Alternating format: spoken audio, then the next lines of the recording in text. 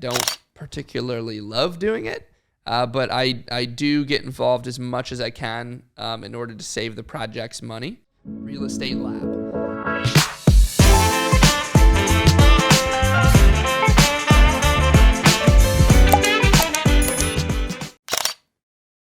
All right, guys, I want to talk about renovations with you right now for a couple minutes. So I'm not going to get extremely extensive into this, but I want to touch on a couple of key points that I think are very helpful. I'm not a contractor myself. You know, I've GC'd projects, but I wouldn't say it's my highest skill set. I don't particularly love doing it. But I do get involved as much as I can in order to save the project's money. And so renovations it's something that's been pretty frustrating, I'd say, over the last 2 years with the whole COVID pandemic and supply shortages and price increases. Everything's just gone up significantly. So it's something that we have to pay particular attention to if we want to save as much money as we can and pass those savings on to the project itself and to our investors. So a couple of things to go over. I like to start when we get under contract. I'll pull up this really quick if you guys look at my screen. This is our renovations tab on our analyzer. And so why this is important is because we normally analyze a deal or underwrite a deal with certain assumptions up front when we make an offer on what the renovations are going to be. However, we don't actually know what those costs are specifically yet. We haven't actually bid them out or quoted them. You know, a lot of times when you're buying properties, it's competitive, it's quick. You know, we're not able to get on site and do full due diligence before you're under contract. So you're having to put properties under contract without, while making big assumptions on what certain items are going to cost or certain items are going to look like. So with that said, we're making a lot of generalizations and assumptions ahead of time. And then we have to take those assumptions and we have to get a lot more specific with them. And that's why we have a due diligence period to be able to do this. So as a part of the transaction process in this chapter, our due diligence period, renovations is a big part of that. And so what we're going to do is we're going to take our thoughts and assumptions, hey, in this property, we were going to spend $25,000 a unit renovating these units. All right, now I've got to go and confirm that. What do we want to actually accomplish? And let's get it bid out by a couple people. In addition, I didn't know what to specifically put in each of these categories for roofing, siding, parking lot, general renovations. I didn't know exactly yet what I wanted to do, but I put together, $300,000 budget of other things that I can do to the property, and that's what we can afford to put into it overall. But I've got to dice that up now into the specific items that we want to accomplish. And so what we're going to do, my first tip for you guys is go, as you're walking the property and doing these unit walks, take a sheet of paper with you or take your phone, take notes on anything that you see that's wrong with the property, from balcony repairs to landscaping to cracks in the brick to potential foundation issues to leaks to missing HVAC units to roof repairs that are needed, gutters that are falling apart, windows that are broken. Take notes on everything. Next, you're going to do schedule another visit. Find a good local general contractor that can do all of the work, right? That can do all of the work.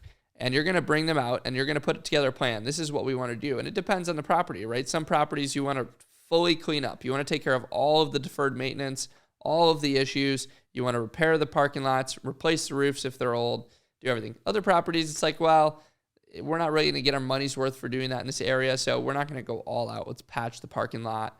We're not going to redo the landscaping. We're going to maybe repair some of the structural issues of the property or anything foundation related, but, we're not going to go in and replace all the windows and this and that. So depending on the scope of work that you want to do, and this is totally your call and your decision as to the operator, you have to be able to make that call. This is what we want to do. This is our plan for the property. And you have to come up with that plan, right? Nobody's going to do it for you. And from there, you're going to want to go get somebody to quote it. What I normally like to do, and this is how I operate with projects that aren't massive, right? Like a big development, $8 million development project or a $4 million renovation. I'm probably going to hire a general contractor and have a couple GCs go and quote all of the work and manage all of it. What I like to do is I like to have GCs run all of the interior renovations, and then some exterior stuff.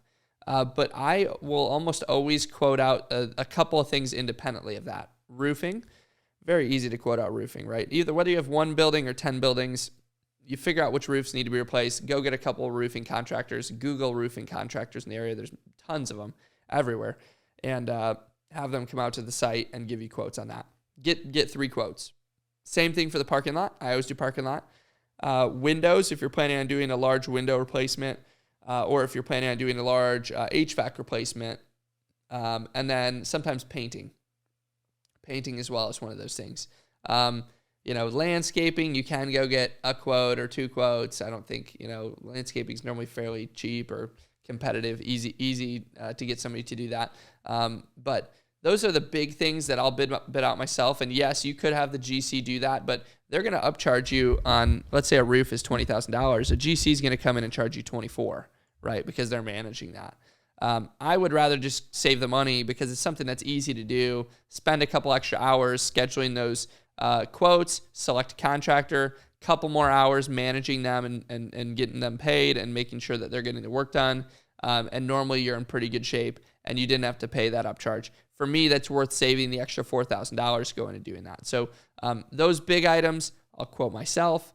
And then going back to the interior and unit renovations, I will have a GC do that. I do not want to be piecemealing together I'm getting the appliances, you're getting the countertops, I've got another flooring guy, and then I've got some contractors that are going to do the rest of the carpentry work and putting this and that together with the vanities and that. I've done it.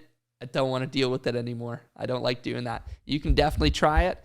It helped me learn the pricing on a lot of different items. However, at the end of the day, my time is not best spent managing the interiors, which are, I would say, the most extensive in terms of time consumption, is going to be those interior renovations. So hire a contractor that can do everything on the inside and say, hey, you have a $25,000 budget for this unit. I need you to get appliances. I need you to do quartz countertops, backsplashes, new cabinets, flooring, new doors, trim, new vent covers, outlet covers, switches, GFIs in the bathrooms and kitchens, tile around the showers and the bathrooms. I need a new vanity and I need new light fixtures. Give them your scope of work. Give them your budget. Have them come back and quote you, see if it works, or don't give them a budget. Just have them come back and quote you and see what it comes in at.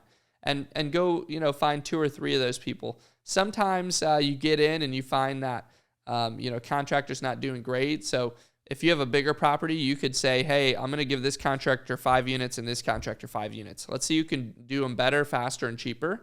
And then take one, whoever did it better, and let them do the rest of the units at the property as they come available. I've done that before. Once you find a good contractor, it is, no contractor is going to do unit number 1 in your perfect time frame.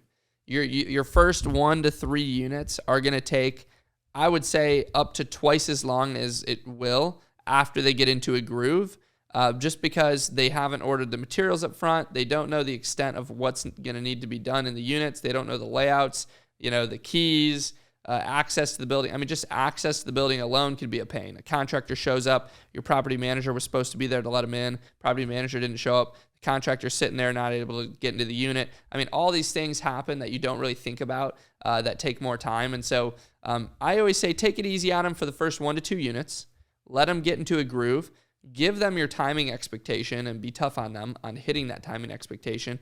But understand that it's going to take a couple units worth of turning for them to get into that groove and to say, like, all right, I'm wrapping up this unit. I'm going to go ahead and order appliances for the next unit because now I know how long appliances are taking to come in and cabinets and flooring and this and that.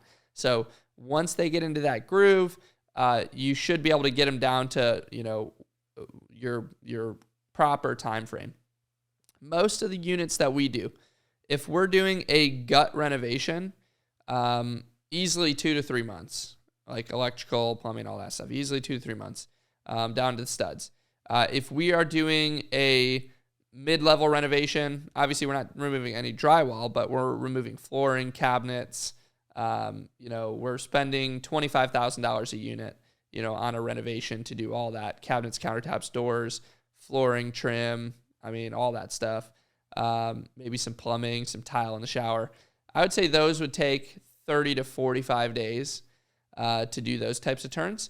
And then for your simple turns where it's like, hey, we're just going to do countertops, vanities, flooring, and paint. We're going to spend 10 to 15,000. Maybe appliances should be sub 30 days, maybe 20 if you're moving fast. And then for a general turn, you should be able to do just a regular turnover in under 7 days, which is paint, carpet, repairs, and maybe update some fixtures or something like that. But those should be 7-day turns. So those are just kind of general references, guys. But like I said, there's no perfect process for renovations. However, you want to be diligent, you want to be involved, you want to be on top of the numbers and your time frames, because all of that is really going to play into how well the project does. Renovations, we rely heavily on our contractors to get things done so that we can start bumping rents, improving the property, changing the class of tenant that leases from us, and upgrading this property so that we can eventually refi, sell it, or hold on to it, but it's in good condition. So we want to make sure we're not overpaying for things, but also getting good quality and timely work. So those are my tips on renovations, and that is the end of Chapter 7. I will catch you guys in Chapter 8.